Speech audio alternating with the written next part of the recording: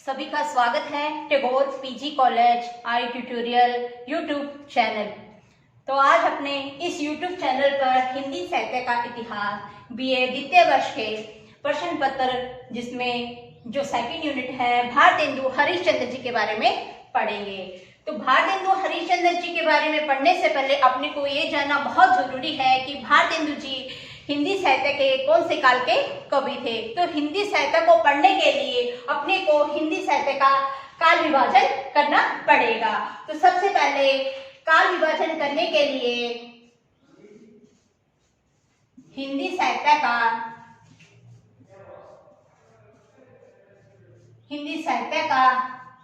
काल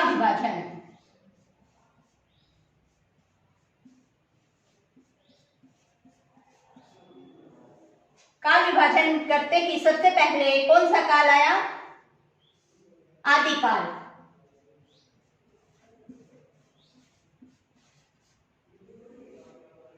फिर आता है काल विभाजन पर दूसरे स्थान पर भक्ति काल।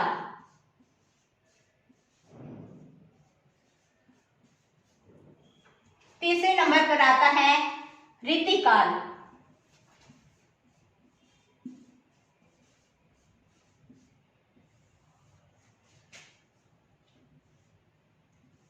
और चौथे स्थान पर आता है आधुनिक काल।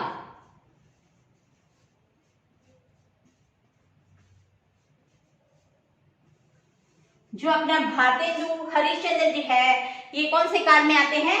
आधुनिक काल में। तो अपने को इस काल की समय सीमा के बारे में पढ़ना होगा। तो इसकी समय सीमा क्या है? आधुनिक काल की समय सीमा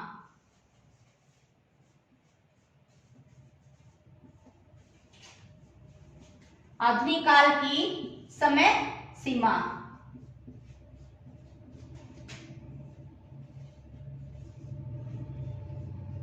1850 ईस्वी से 1900 ईस्वी।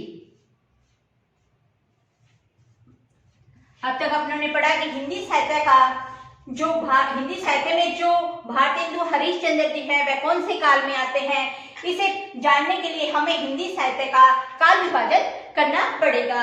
हिंदी साहित्य के काल विभाजन में प्रथम कौन सा काल आता है? आदिकाल आता है। दूसरे स्थान पर भक्ति काल आता है। तीसरे स्थान पर रीति काल आता है और चौथे स्थान पर आधुनिक काल आता है। आधुनिक काल ही आगे जाकर किस काल में परिवर्तित हुआ या आधुनिक काल का ही क्या नाम दिया गया? तो आधुनिक काल की समय सीमा कितनी? 1850 से 1900 ईस्वी। तो आधुनिक काल का ही नामकरण आधुनिक काल का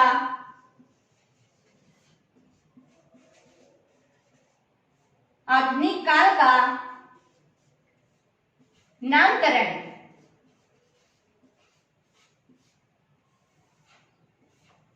आधुनिक काल का नामकरण आगे जाकर भारतेंदु युग के नाम से जाने लगा। तो आधुनिक काल का नामकरण क्या हो गया? आगे जाकर भारतेंदु युग या भारतेंदु काल।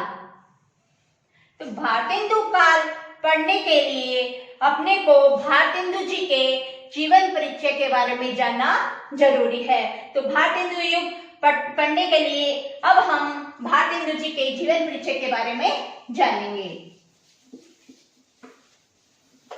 तो भारतेंदु जी का जन्म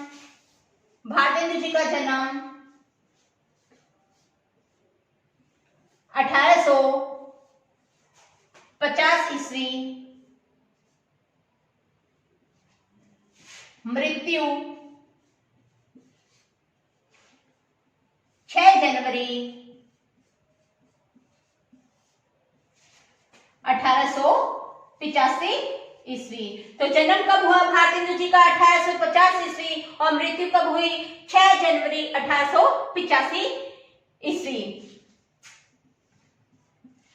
मात्र 34 वर्ष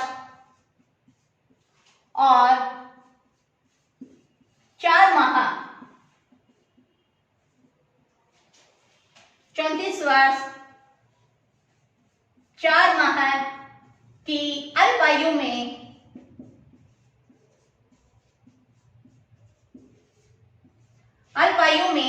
भारतेंदु जी का स्वर्गवास हो गया। तो कब हुआ? 6 जनवरी 1885 ईस्वी में 34 वर्ष और 4 माह की अल्पायु में भारतेंदु जी का स्वर्गवास हो गया। तो हमें यहाँ तक तो पता चल गया कि इनका जन्म और मृत्यु कब हुई। अब अपने पता करेंगे इनके पिता का नाम क्या था। तो भारतेंदु जी के पिता का नाम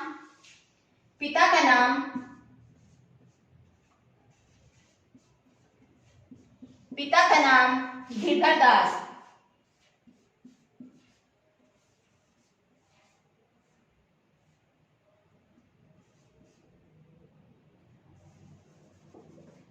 गिरधर दास या गोपाल चंद गिरधर दास इनके पिता की उपाधि या अन्य नाम था। तो गोपाल चंद इनके भारतेंदु जी के पिता का नाम क्या था? गोपाल चंद। और माता पार्वती देवी।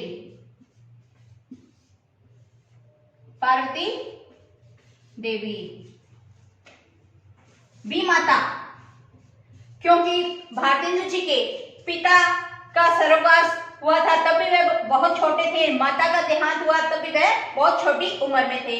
जब माता का स्वर्गवास हुआ तो भारतेंदु जी मात्र 5 वर्ष के थे। जब पिता का स्वर्गवास हुआ तो भारतेंदु जी 10 वर्ष के थे। जब माता पिता का साया उठ गया तब बी माता कौन? मोहन बीबी।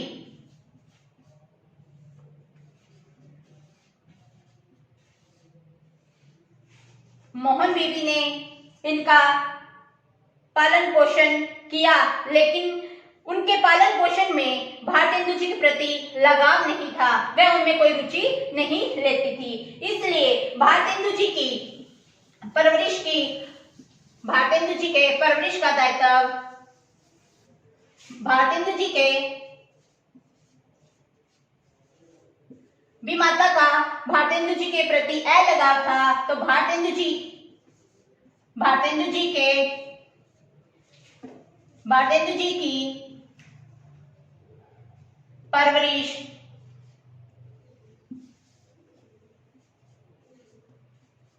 परवरिश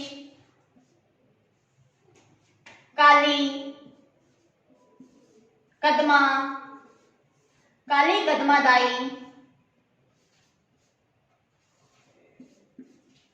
किन्होंने किया? भारतेंदु जी की परवरिश काली कदमादाई व तिलकधारी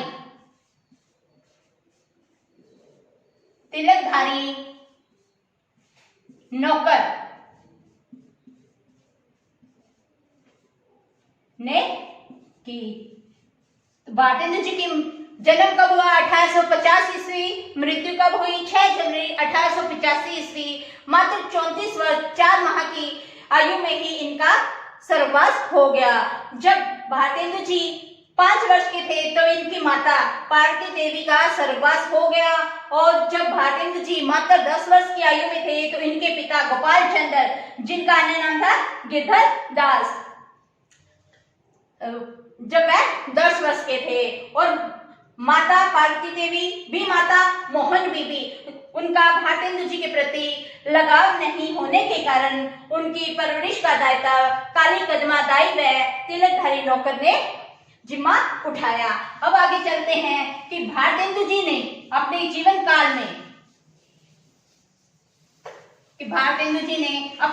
काल में बहुत से नाटक, भारतेंदु जी ने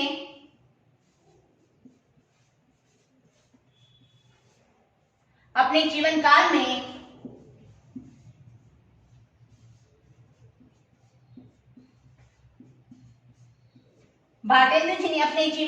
में राधा कृष्ण दास के अनुसार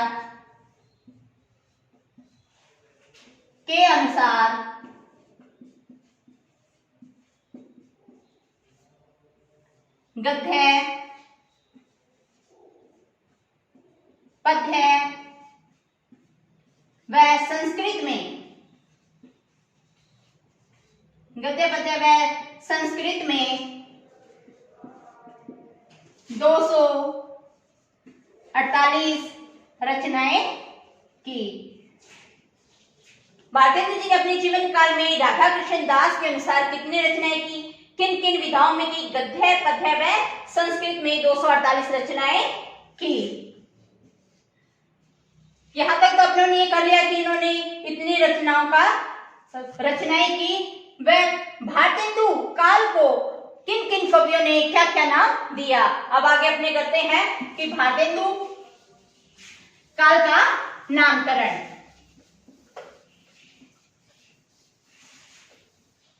भारतेंदु काल का नामकरण।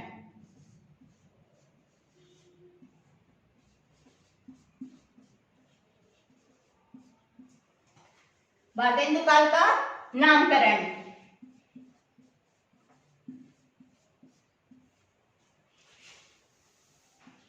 पहला नामकरण क्या था? पुनर्जागरण काल।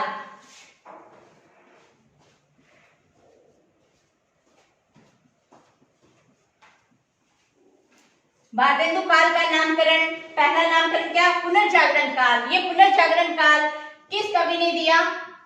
डॉक्टर नगेंद्र ने।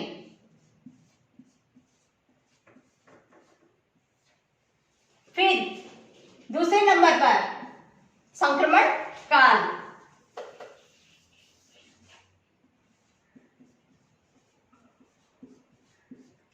संक्रमण का नामकरण धीरेन्द्र वर्मा ने किया।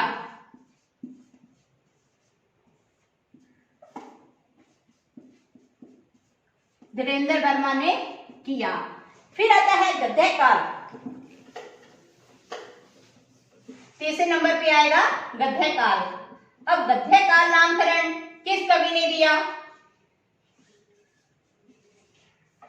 गद्य का नाम दिया रामचंद्र शुक्ल ने।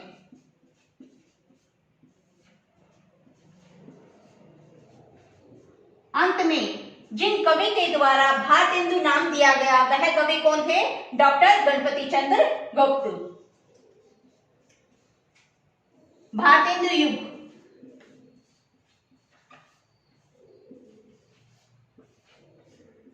भारतेंदु युग नाम दिया गणपति चंद्र गुप्त ने।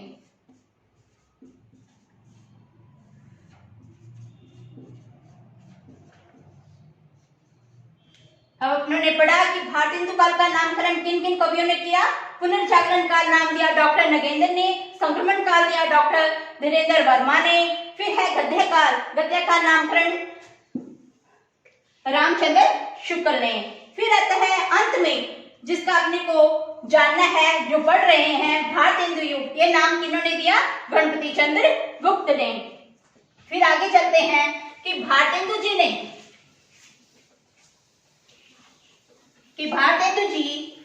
रसा उपनाम से उर्दू में रचनाएं करते थे। कि भारतेंदु जी उर्दू में रसा उपनाम से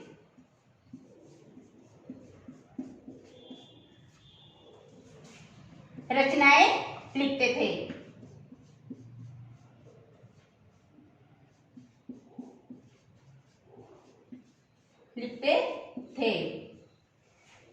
यहां तक तो उन्होंने उर्दू में लिखा। उसके बाद उन्होंने हिंदी में बहुत से नाटक लिखे। कुछ अनुदित थे, कुछ मौलिक थे। तो भारतेंदु जी ने जनमानस को प्रभावित करने के लिए गद्य नाटक विधा को प्रोत्साहन दिया। तो भारतेंदु जी ने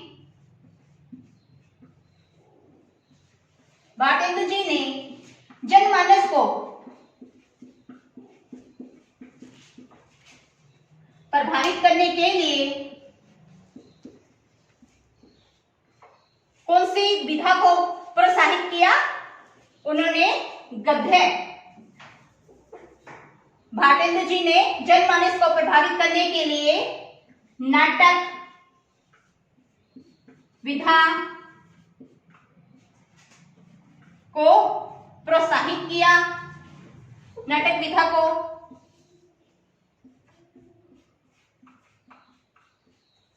प्रोत्साहित किया। वह इन्हीं नाटकों के द्वारा इन्हीं नाटकों के द्वारा जनता को प्रभावित करने लगे।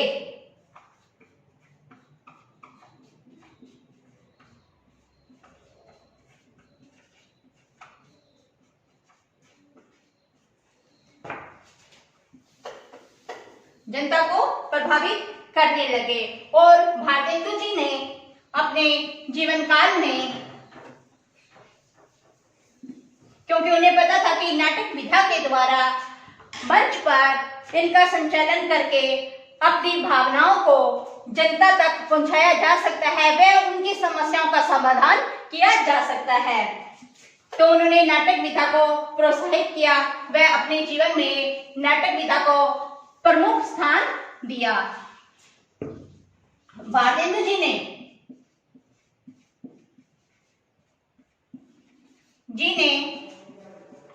अपने जीवन में 17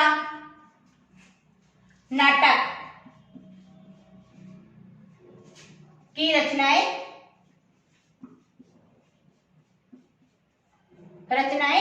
की, जिनमें से कुछ अनुदित और कुछ मौलिक।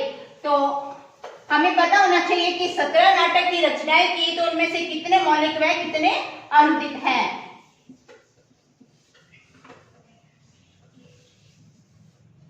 रचनाएं की भारतेंदु जी द्वारा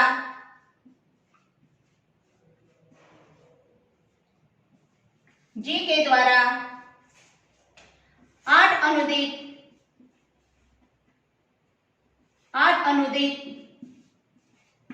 व 9 मौलिक नाटक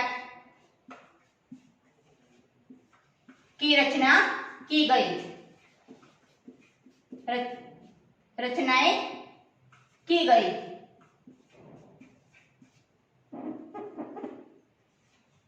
कितने मौलिक? भारतेंदु जी के द्वारा 8 अनुदित व 9 मौलिक नाटकों की 9 मौलिक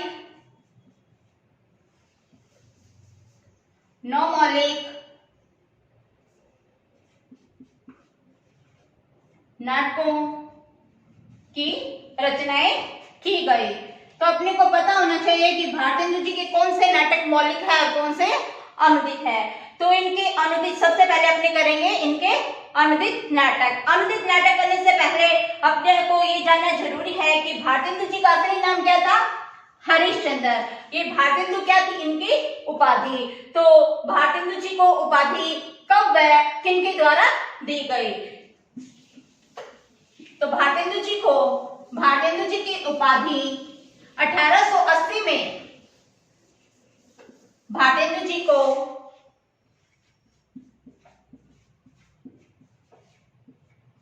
भारतेंदु जी को 1880 में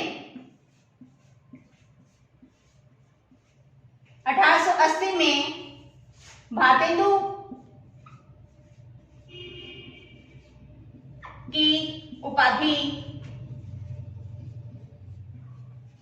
प्रदान की गई।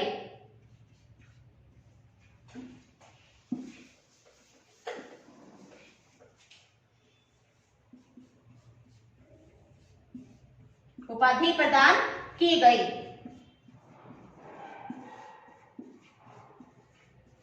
यह उपाधि किनके द्वारा प्रदान की गई? तो पंडित रघुनाथ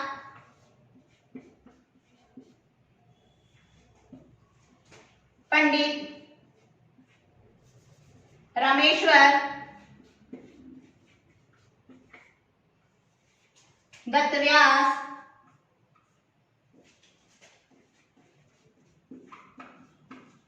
पंडित रघुनाथ, पंडित रामेश्वर दत्त व्यास व पंडित सुधाकर द्विवेदी द्वारा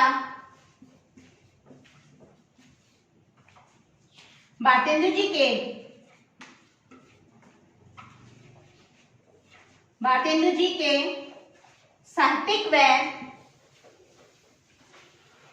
के पंडित रघुनाथ व पंडित रमेश्वर दत्त व्यास व पंडित सुधाकर द्विवेदी जी के द्वारा भारतेंदु जी को भारतेंदु की उपाधि प्रदान की गई। लेकिन उन्होंने उपाधि प्रदान क्यों की? उन्होंने भारतेंदु जी को यह उपाधि भारतेंदु जी के साहित्यिक व को यह भारतेंदु की उपाधि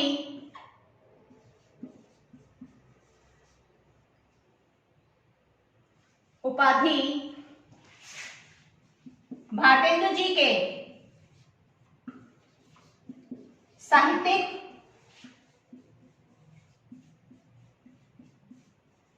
व सांस्कृतिक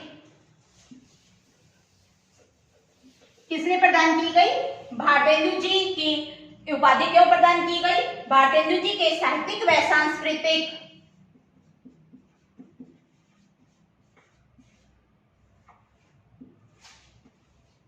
कार्यों को देखते हुए उन्हें भारतेंदु की उपाधि से नवाजा गया। तो अपने एक बार फिर से याद करते हुए कि अपनों ने शुरुआत कहां से की, तो सबसे पहले करेंगे हिंदी साहित्य का इतिहास, जिसमें उस इतिहास को जानने के लिए अपने उसके भाग को पढ़ना पड़ेगा कि हिंदी साहित्य का इतिहास कितने भागों में विभक्त है। तो हिंदी साहित्य का इतिहास कितने भागों में है? 4 भागों में। पहला भाग क्या है? आदिकाल। भाग कितने हैं? भाग मतलब काल कि हिंदी साहित्य का काल, हिंदी साहित्य का इतिहास कितने कालों में है? 4 कालों में। सबसे पहले क्या आएगा? आदिकाल। दूसरे नंबर पे क्या आएगा? भक्ति काल। तीसरे का नंबर पे आएगा रीतिकाल। चौथे नंबर पे आएगा आधुनिक काल। जो आधुनिक काल है उसी का आगे जाके क्या नाम हुआ? भारतेंदु युग। तो भारतेंदु युग किस लिए पड़ा? क्योंकि भारतेंदु जी ने अपने अल्पकाल में बहुत सी रचनाएं लिखी। उन्होंने अपने जीवन काल में अनुदित और मौलिक बहुत सी रचनाएं लिखी। उन्हें हिंदी, बांग्ला, मराठी, उर्दू, पंजाबी, अंग्रेजी बहुत सी भाषाओं का ज्ञान था। भारतेंदु जी ने अंग्रेजी की भाषा जो काशी के राजा शिव सितारे हिंद थे उनसे अंग्रेजी की शिक्षा ग्रहण की। तो अब अपने करते हैं भारतेंदु जी के अनुदित नाटक। तो इतने सारे नाटक हैं, तो अपने जो अनुदित नाटक कर रहे हैं उन्हें सीक्वेंस में याद करने के लिए एक ट्रिक लिख रही हूँ। उसी ट्रिक के अनुसार आप पढ़ोगे तो आपको सब याद हो जाएंगे। तो ट्रिक क्या है? भारत की अनु से क्या है? भारत की अनु से क्या पाया? विद्या, रतन पाया। भारत की अनु से विद्या रतन पाया, धन मंजरी ने तब क्या? भारत की अनु से विद्या रतन पाया तब सभा में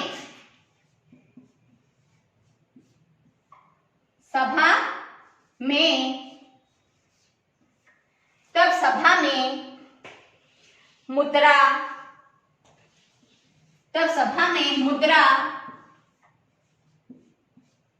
बंधु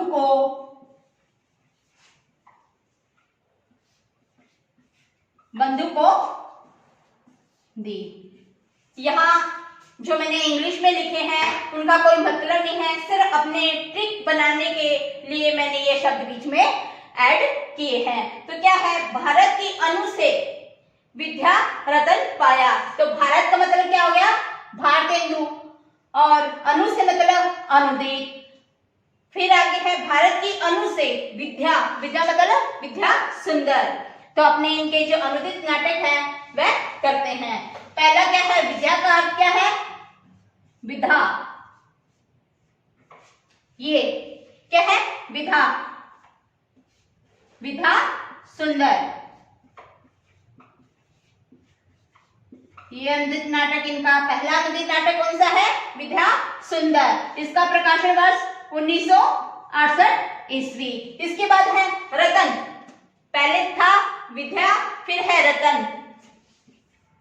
रतन का अर्थ क्या होगा? रत्नावली।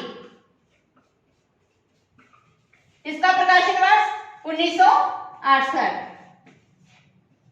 1868।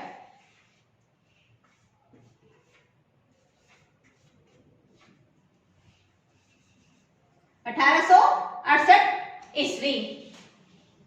फिर आगे चलते हैं पाया। पहले अपने किया विद्या, फिर रतन, फिर पाया। तो पाया से क्या बनेगा? पाखंड विडंबन। पाया से बना पाखंड विडंबन।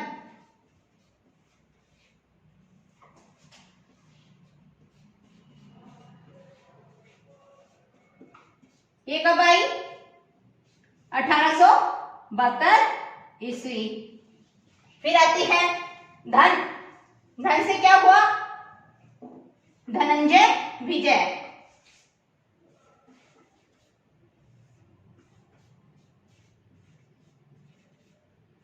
क्या था कि भारतीय अनु से विद्या रतन पाया।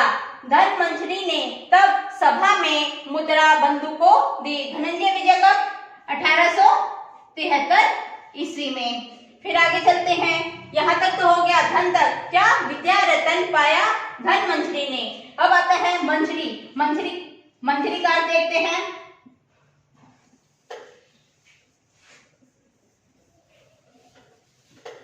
मंजरी, तो मंजरी का क्या हुआ?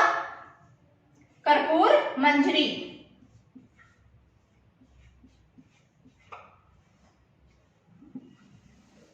मंजरी इसका क्या होगा? कर्पूर मंजरी।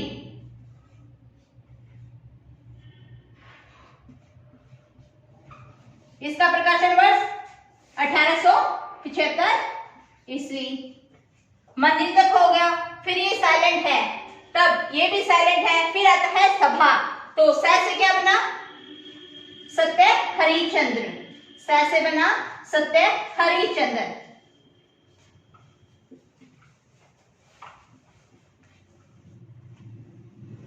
सत्य हरिश्चंद्र। इसका प्रकाशन वर्ष 1875 ईस्वी।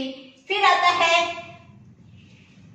भा। भा से मतलब भारत जननी। भारत जननी। इसका प्रकाशन वर्ष 1870 ईस्वी। फिर में क्या है? साइलेंट। फिर अब उन्होंने किया मुद्रा। मुद्रा, मुद्रा का मतलब मुद्रा राक्षस।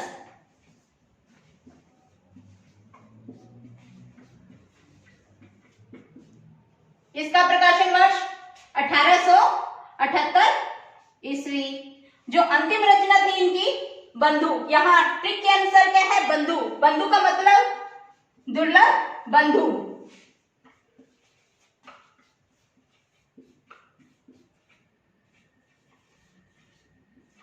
इसका प्रकाशन वर्ष 1880 ईस्वी। लेकिन जो अंतिम रचना थी दुर्लभ बंधु, ये इनकी अंतिम रचना थी।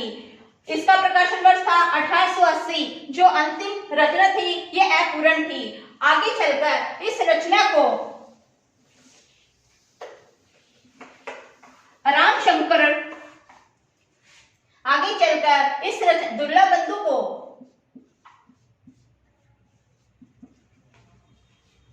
रचना को जो अपूर्ण थी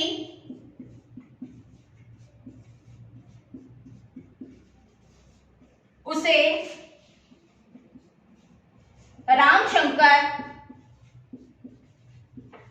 रामशंकर व्यास व राधा कृष्ण दास ने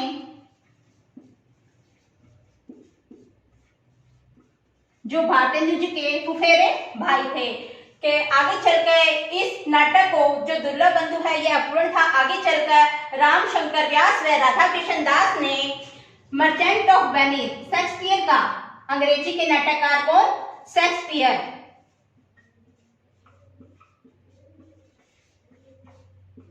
शेक्सपियर के नाटक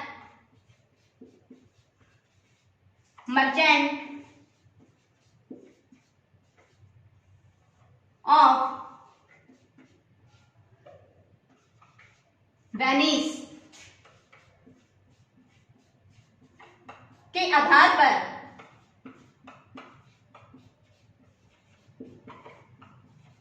पर पूर्ण किया। यहां तक अपनों ने भारतेंदु जी के अमृत नाटकों के बारे में पढ़ा, तो आप लोगों को समझ आ गया होगा। अब अपनी नेक्स्ट क्लास कल होगी।